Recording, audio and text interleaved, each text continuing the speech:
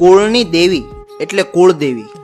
જો તમે કુળદેવીને માનતા હોય તો એકવાર આ જરૂર સાંભળજો. દરેકના કુળ પ્રમાણે કુળદેવી કે દેવતા હોય છે, જેની અસીમ કૃપાથી તમારો પરિવાર સુખ, શાંતિ અને સલામતી અનુભવતો હોય છે, જે કદાચ તમે કરોડો રૂપિયા કમાતા લોકોના ઘરમાં નહીં જોઈ શકો. તેવું આધ્યાત્મિક તેજ અને સંતોષ તમારા પરિવારમાં જોવા મળશે. અને આ એક સત્ય હકીકત છે. વર્ષમાં એક વખત શક્ય હોય તો અવશ્ય કુળદેવી કે કુળદેવતાની મુલાકાત લો. વર્ષ દરમિયાનનો જિંદગીનો થાક ઉતરી ગયાનો અહેસાસ અવશ્ય થશે.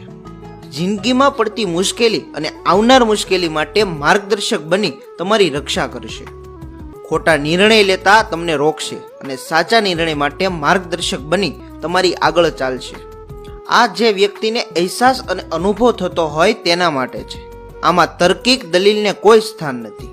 ઘણા લોકો કહે છે કે બધું નસીબથી ચાલે છે. અરે ભાઈ, બધું નસીબથી ચાલે છે તો તું બીમાર પડે છે તો હોસ્પિટલમાં કેમ જાય છે? મૂકી દે તારી જિંદગી નસીબના ભરોસે.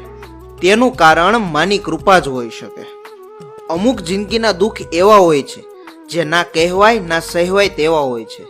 આવા સમયે એક જ ઉપાય, કુળદેવીનું શરણ. તેથી જ તો તેને શક્તિપીઠ કહે છે. નવી શક્તિનો સંચાર અને નવા વિચારોનો પ્રારંભ. ઘણા લોકો કહે છે કે સમય નથી. ઘણા લોકો કહે છે કે ઉંમર થઈ ગઈ. અરે ભાઈ, 365 દિવસમાંથી 2 દિવસ પણ તમે ખોટા કોઈ જગ્યાએ બગાડ્યા જ નથી. પેન્શન લેવા કે બેંકમાં TDSના ફોર્મ ભરતી વખતે તમારામાં શક્તિ ક્યાંથી આવે છે? આપણા કુળદેવી અને દેવતાઓમાં શ્રદ્ધા રાખો. કુળદેવી, કુળદેવતા બધાની ઈચ્છા પૂરી કરે છે.